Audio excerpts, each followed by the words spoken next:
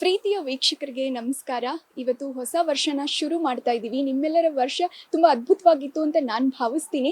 ಹಾಗೇನೇ ಇವತ್ತು ನಮ್ಮ ಜೊತೆ ಒಬ್ಬರು ವಿಶೇಷವಾದಂಥ ಅತಿಥಿ ಇದ್ದಾರೆ. ಅವರು ಗೋಲ್ಡನ್ ಕ್ಷಣದ ಮೂಲಕ ಶುರು ಮಾಡ್ತಾ ಇದ್ದಾರೆ. ಎಸ್, ಅವ್ರಿಗೆ ಗೋಲ್ಡ್ ಸುರೇಶ್ ಅವರು. ಬನ್ನಿ ಅವ್ರನ್ನ ಮಾತನಾಡಿಸ್ತಾ ಹೋಗೋಣ. ಅವರ ಹೊಸ ವರ್ಷ ಹೇಗಿದೆ, ಏನೆಲ್ಲ ರೆಸೊಲ್ಯೂಷನ್ನ ಮಾಡ್ಕೊಂಡಿದ್ದಾರೆ, ಇವತ್ತು ಒಂದು ಸ್ಪೆಷಲ್ ಸರ್ಪ್ರೈಸ್ ಕೂಡ ಇತ್ತು, ಅದು ಹೇಗಿತ್ತು ಅಂತ ಕೇಳೋಣ. ಹಾಯ್ ಸರ್, ನಮಸ್ತೆ, ಹೇಗಿದ್ದೀರಾ? ಮೇಡಮ್ ನಮಸ್ಕಾರ. ಚೆನ್ನಾಗಿದ್ದೀನಿ. ಮೊದಲಿಗೆ ಎಲ್ರಿಗೂ ಹೊಸ ವರ್ಷದ ಶುಭಾಶಯಗಳನ್ನ ಹೇಳ್ತಾ ನನ್ನ ಮಾತನ್ನ ಪ್ರಾರಂಭ ಮಾಡ್ತೀನಿ.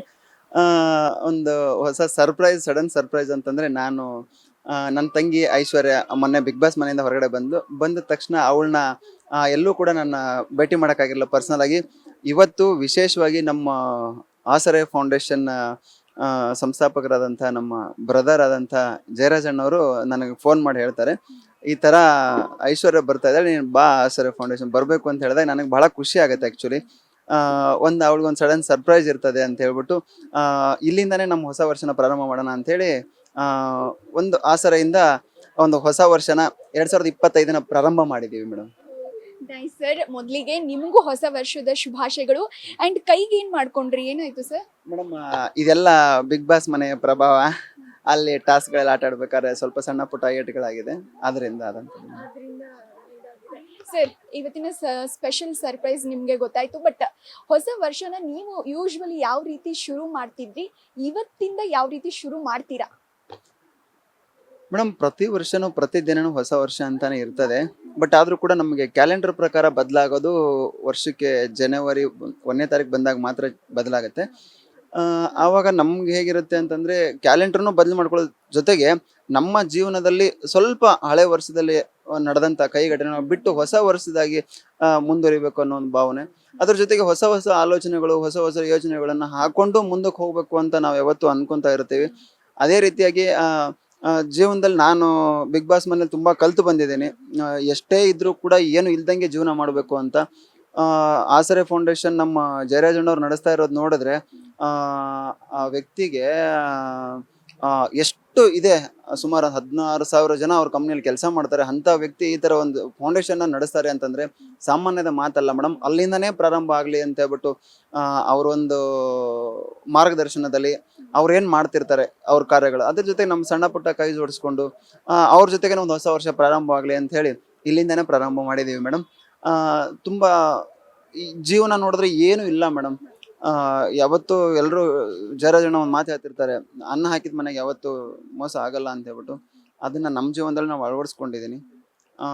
ಇಷ್ಟು ದಿನ ಅದನ್ನೇ ಮಾಡ್ಕೊಂಡು ಬಂದಿದ್ದೀನಿ. ನಾನು ಸ್ವಲ್ಪ ಜಾಸ್ತಿ ಆ ಥರದ ಕಾರ್ಯಗಳನ್ನ ಮುಂದುವರಿಸ್ತೀನಿ. ಅದಕ್ಕೆ ಆದಂಥ ಸ್ವಲ್ಪ ಯೋಚನೆಗಳಿದ್ದಾವೆ. ಅದನ್ನು ಮುಂದಿನ ದಿನಗಳಲ್ಲಿ ನಾನು ಎಲ್ರಿಗೂ ತಿಳಿಸ್ತೀನಿ. ತುಂಬ ಖುಷಿ ಆಗುತ್ತೆ ಮೇಡಮ್ ಈ ಥರದ್ದು ಒಂದು ಜಾಗದಲ್ಲಿ ಹೊಸ ವರ್ಷನ ಆಚರಣೆ ಮಾಡೋದು. ನಾವೆಲ್ಲೋ ಹೋಗ್ಬಿಟ್ಟು ಒಂದು ಪಾರ್ಟಿ ಮಾಡ್ತೀವಿ, ಇನ್ನೊಂದು ಮಾಡ್ತೀವಿ, ಅದಕ್ಕಿಂತ ಈ ಥರದೊಂದು ಜಾಗದಲ್ಲಿ ಬಂದು ನಾವು ಒಂದು ಹೊಸ ವರ್ಷನ ಆಚರಣೆ ಮಾಡೋದು, ಒಂದು ಬರ್ತ್ಡೇನ ಮಾಡ್ಕೊಳ್ಳುವಂಥದ್ದು ತುಂಬ ವಿಶೇಷವಾಗಿರ್ತದೆ ಇದೆಲ್ಲವೂ ಕೂಡ ಮೇಡಮ್. ಸರ್, ಬಿಗ್ ಬಾಸ್ ಮನೇನ ಎಷ್ಟು ಮಿಸ್ ಮಾಡ್ಕೊಳ್ತಾ ಇದ್ದೀರಾ? ಇವಾಗ ನೋಡಿದ್ರೆ ಫ್ಯಾಮಿಲಿ ರೌಂಡ್ ನಡೀತಾ ಇದೆ, ಸೊ ಅದ್ರ ಬಗ್ಗೆ ಏನು ಹೇಳ್ತೀರಾ? ಮೇಡಮ್ ಬಿಗ್ ಬಾಸ್ ಮನೆನೇ ಒಂದು ಹೊಸ ಫ್ಯಾಮಿಲಿ ನನಗೆ.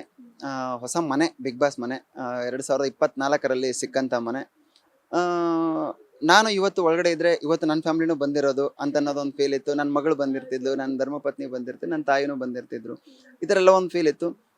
ಎಲ್ಲೋ ಒಂದು ಕಡೆಗೆ ಋಣಾನುಬಂಧ ಅಂತ ಇರ್ತದಲ್ಲ, ಅದು ಎಲ್ಲಿವರೆಗೆ ಇರ್ತದೆ ಅಲ್ಲಿವರೆಗೆ ಮಾತ್ರ ನಮ್ಮನ್ನು ಕರ್ಕೊಂಬರೋದು. ನನ್ನ ಋಣ ಮನೆಗೆ ಅಷ್ಟರವರೆಗೆ ಮಾತ್ರ ಇತ್ತು ಅಂತ ನಾನು ಭಾವಿಸ್ತೀನಿ. ಅದಾದಮೇಲೆ ಇಲ್ಲಿ ಒಂದು ಈಗ ಫ್ಯಾಮಿಲಿ ಜೊತೆಗೆ ಇದ್ದೀನಿ. ಒಂದು ಖುಷಿ ಇದೆ ಮೇಡಮ್.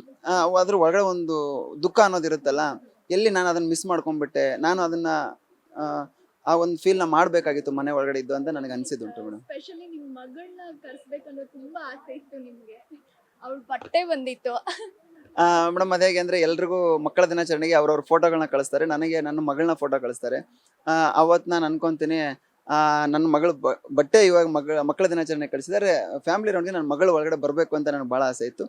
ಅದೆಲ್ಲೋ ಒಂದು ಕಡೆಗೆ ಈ ಕ್ಷಣಕ್ಕೆ ಅದು ಖುಷಿ ಆಗಿರ್ಬೋದು. ಮುಂದಿನ ದಿನಗಳಲ್ಲಿ ಅದು ಮತ್ತೆ ಆ ಥರದ ಅವಕಾಶ ಸಿಕ್ಕಿದ್ರೆ ಮತ್ತೆ ನಾನು ಅದ ಕಾರಣ ಮಾಡೋಕ್ಕೆ ಮುಂದುವರಿಸ್ತೀನಿ ಮೇಡಮ್. ಸರಿ, ಫೈನಲಿ ನಿಮ್ಮನ್ನ ತುಂಬಾ ವೀಕ್ಷಕರು ಇಷ್ಟಪಡ್ತಾ ಇದ್ದಾರೆ, ಹೊರಗೆ ಬಂದ್ಮೇಲೆ ತುಂಬಾ ಪ್ರೀತಿ ಕೊಡ್ತಾ ಇದ್ದಾರೆ. ಇವಾಗ ನಾನೇ ನೋಡ್ತಾ ಇದ್ದೆ, ತುಂಬಾ ಜನ ಬಂದು ಅಭಿಮಾನಿಗಳು ನಿಮ್ಮನ್ನ ಭೇಟಿ ಆಗ್ತಾ ಇರೋದನ್ನ. ಸೊ ಇವಾಗ ಹೇಗಿದೆ ಆ ಸೆಲೆಬ್ರೇಷನ್ಸು? ಹೋದಲ್ಲೆಲ್ಲ ನಿಮ್ಗೆ ಏನ್ ಹೇಳ್ತಾರೆ ಅಂತ? ಮೇಡಮ್ ಹೋದಲ್ಲೆಲ್ಲ ಒಂದೇ ಮಾತು, ನೀವು ಫೈನಲಲ್ಲಿ ಇರಬೇಕಾದಂಥವ್ರು ಯಾಕಿಷ್ಟು ಬೇಗ ಬರಕ್ಕೆ ಹೋದ್ರಿ ಅಂತೇಳಿ. ಯಾಕಂದರೆ ಕ್ಯಾಪ್ಟನ್ ಆಗಿದ್ರಿ, ಮನೆ ಒಳಗಡೆ ಇರಬೇಕಾಗಿತ್ತು, ಕ್ಯಾಪ್ಟನ್ ಆಗಿ ಹೊರಗಡೆ ಬಂದಿದ್ದೀರಾ, ತುಂಬ ಬೇಜಾರಾಗುತ್ತೆ ಅಂತ ಹೇಳ್ತಾರೆ. ನನಗೂ ಬೇಜಾರಾಗುತ್ತೆ, ಬಟ್ ಅದಕ್ಕೆ ಆದಂಥ ರೀಸನ್ಗಳಿತ್ತು. ಆ ರೀಸನ್ ನಾನು ಹೇಳಿದ್ದೀನಿ ಎಲ್ಲರ ಮುಂದೆನೂ ಕೂಡ. ಏನಂತಂದರೆ ನನ್ನದೇ ಆದಂಥ ಬಿಸ್ನೆಸ್ ಇದೆ, ನನ್ನಂದೇ ನಂಬ್ಕೊಂಡು ಸುಮಾರು ಫ್ಯಾಮಿಲಿಗಳು ನನ್ನ ಜೊತೆ ಕೆಲಸ ಮಾಡ್ತಾ ಇದ್ದಾರೆ. ಅದನ್ನು ನಾನು ಅಷ್ಟೇ ಮುಖ್ಯವಾಗಿ ನಾನು ಹ್ಯಾಂಡಲ್ ಮಾಡಬೇಕಾಗಿತ್ತು, ಬಿಸ್ನೆಸ್ನು ಕೂಡ. ಆ ಒಂದು ಕಾರಣಕ್ಕೋಸ್ಕರ ನಾನು ಹೊರಗಡೆ ಬರಬೇಕಾಯಿತು. ಅದೊಂದು ರಿಗ್ರೆಟ್ ಫೀಲ್ ಇದೆ ಮೇಡಮ್. ನೈಸ್ ಸರ್, ಮುಂದಿನ ದಿನಗಳಲ್ಲಿ ಸಾಕಷ್ಟು ನಿಮಗೆ ಒಳ್ಳೇದಾಗ್ಲಿ. ಈ ಹೊಸ ವರ್ಷ ಒಳ್ಳೆತನನ ಮತ್ತಷ್ಟು ಬಗ್ದು ನಿಮಗೆ ಕೊಡ್ಲಿ ಅಂತ ನಾನು ಆಶಿಸ್ತೀನಿ.